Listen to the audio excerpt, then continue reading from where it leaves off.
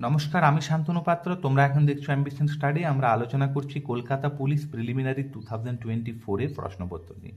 আজকে আমাদের প্রশ্ন নিয়ে আলোচনা করব 30-এর দাগের অঙ্কটা। কোনো দ্রব্যের মূল্য যদি প্রথমে 20% এবং তারপরে যদি 25% হ্রাস করা হয়, তাহলে দ্রব্যটির বর্তমান মূল্য 45 টাকা হয়, তবে দ্রব্যটির প্রকৃত মূল্য কত টাকা ছিল। এটা আমরা না এক্স ধরে করতে পারি, কিন্তু আমরা করব না, তার কারণ কম্পিটিশন এক্সামের ম্যাথ তো আমাদের খুব সহজেই করা যাবে। দেখো, আমরা ধরে নিচ্ছি যে দ্রব্যটার দাম ছিল 100 টাকা। 100 টাকার একটা মজা আছে, এটাকে না ডাইরেক্ট আমরা মাইনাস করে দিলেও কোনো ক্ষতি নেই। 100 টাকা দাম ছিল, 20% হ্রাস হয়েছে, তাহলে 100 টাকা থেকে 20% হ্রাস মানে আমি ডাইরেক্ট 20 বিয়োগেই করে দিতে পারি। তাহলে এখন দ্রব্যটার দাম হচ্ছে কত? এখন দ্রব্যটার দাম হচ্ছে 80 টাকা। এরপর দেখো, আবার 25% হ্রাস করেছি।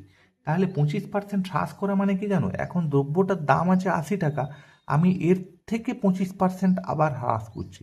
তাহলে 25/100 করবো, 25×4=100, 4×20=80।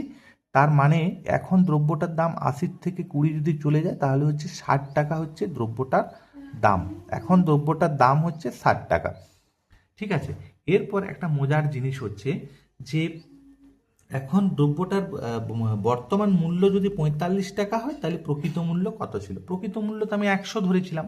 তাহলে এই যে 60%, এই যে 60% মানে হচ্ছে, বা 60 টাকা মানে হচ্ছে, এটাকে টাকাও তুমি লিখতে পারো।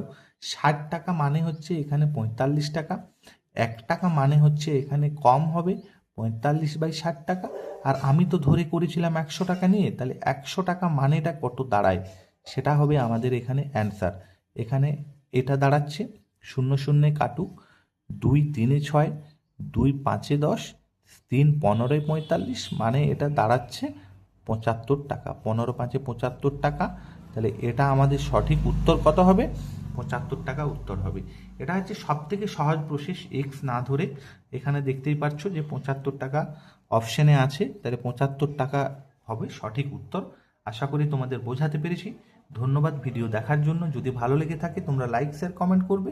নতুন কেউ থাকলে তোমরা আমার চ্যানেলটি সাবস্ক্রাইব করে নিতে পারো। ধন্যবাদ।